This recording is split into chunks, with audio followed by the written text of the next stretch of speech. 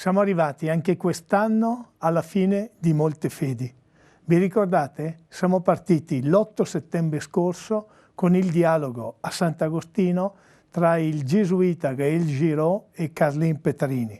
La sera dopo l'intervento di David Sassoli, Presidente del Parlamento Europeo, in dialogo con Nando Pagnoncelli.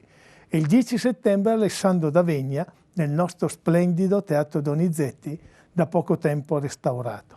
Da allora sono passati 100 giorni e abbiamo avuto più di 80 appuntamenti, metà in presenza e metà in streaming, quasi tutti trasmessi online.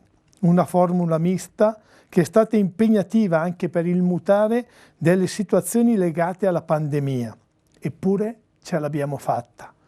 Ve lo dobbiamo dire, siamo contentissimi e orgogliosi. Orgogliosi non solo e non tanto delle moltissime presenze e delle 200.000 persone che ci hanno seguito online, ma soprattutto della qualità delle proposte. Quasi tutti gli incontri sono stati di grande qualità e spessore. Ce l'avete testimoniato voi scrivendoci subito dopo o in diretta o il giorno successivo.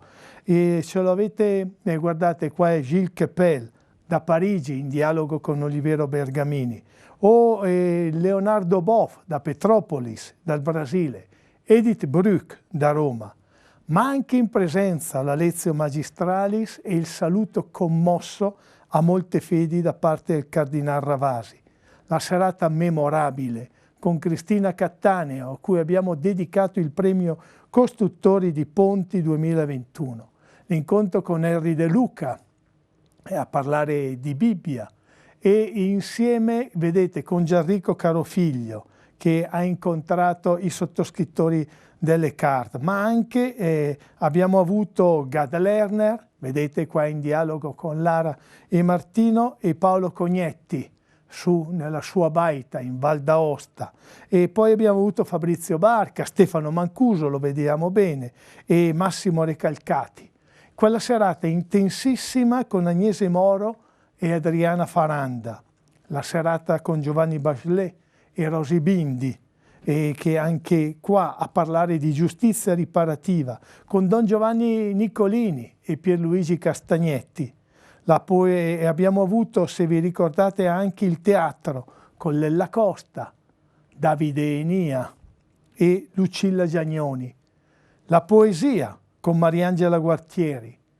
Il ricordo di Mario Giudici, il nostro amico pittore fornaio, fatto da Massimo Cacciari. E le serate con Mario Calabresi e Monica Bulai, insieme organizzate con Fotografica. I focus del lunedì, il percorso seguitissimo con Don Davide Rota, le visite guidate online, molto belle, e il cinema con gli amici del Lab 80. Abbiamo avviato per la prima volta corsi di introduzione all'ebraismo, all'Islam, vedete qua Claudia Milani che ha curato le 4 sere sull'ebraismo, all'Islam, vedete Padre Ignazio, e al buddismo. E un corso molto seguito per docenti delle diverse scuole. Nel frattempo, in molti territori di Bergamo e non solo, sono partiti di nuovo i circoli di resistenza, piccoli gruppi di discussione attorno al libro dell'anno. Nel cantiere dell'educare, vediamo la copertina, scritto appositamente per noi da Don Armando Matteo e Chiara Giaccardi. E poi i percorsi nei territori, in Valimagna, a Sarnico, a Romano di Lombardia, a Trezzo e nel prossimo gennaio anche a Castelrozzone, Lurano, Arcene e Treviglio. Voi potete rivedere tutti i singoli appuntamenti entrando nel sito di Molte Fedi e che potete vedere adesso in sovraimpressione. Ora siamo veramente alla fine. A me non resta che ringraziare in modo particolare chi ha deciso anche quest'anno, e sono stati tantissimi, di sostenere Molte Fedi attraverso la sottoscrizione della carta. Un gesto che ci ha davvero molto gratificato, è stato di grande aiuto. Senza non avremmo potuto farcela. Ed è stato un gesto e un commovente atto di fiducia.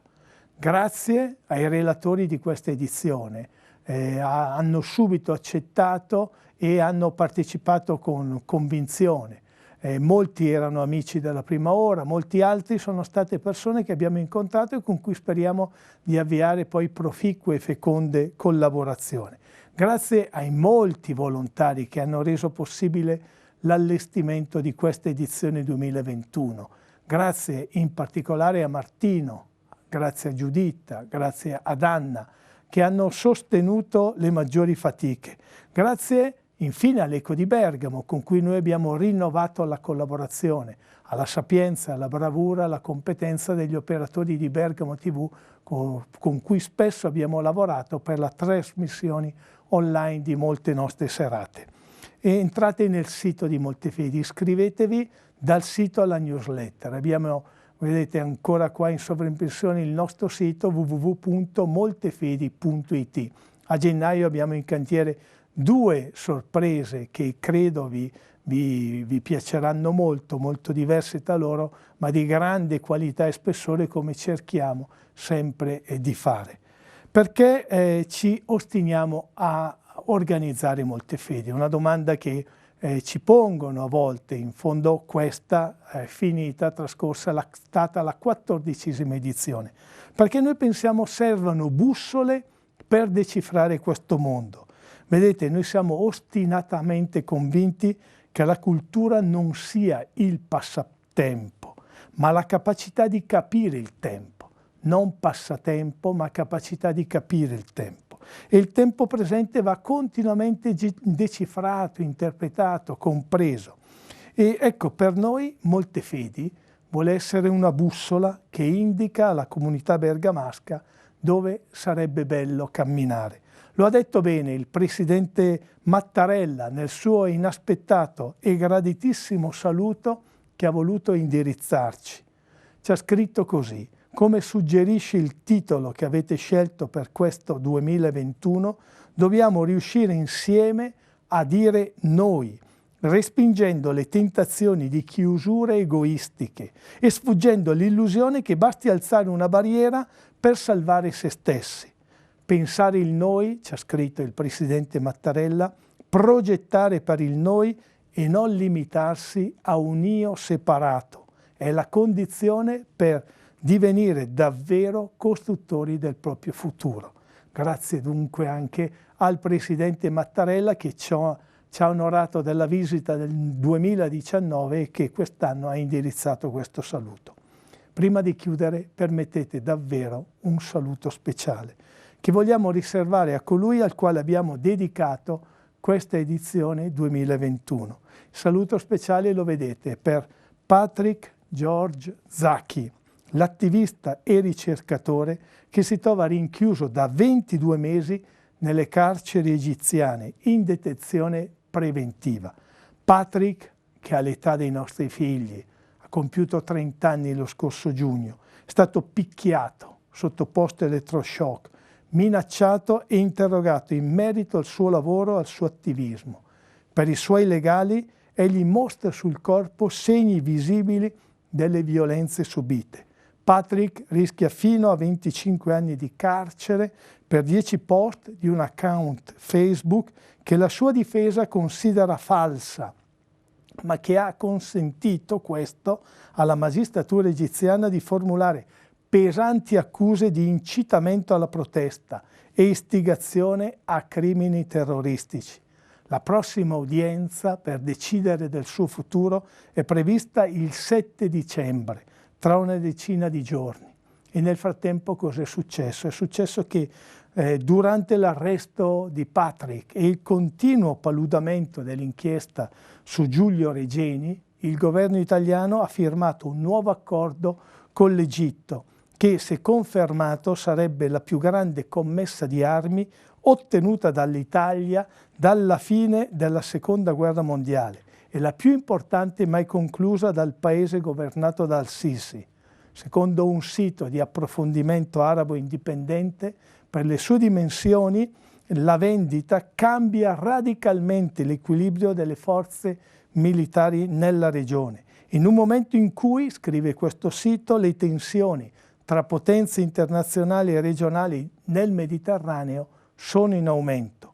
Nelle scorse settimane non sono pochi coloro che sui media hanno sostenuto con convinzione l'idea che un conto sia l'etica, un conto la politica, come se la seconda non possa essere condizionata dalla prima. Da una parte i diritti umani e i valori, dall'altra il business, perché, dicono costoro, se non vendiamo noi, le armi saranno vendute dalla Francia.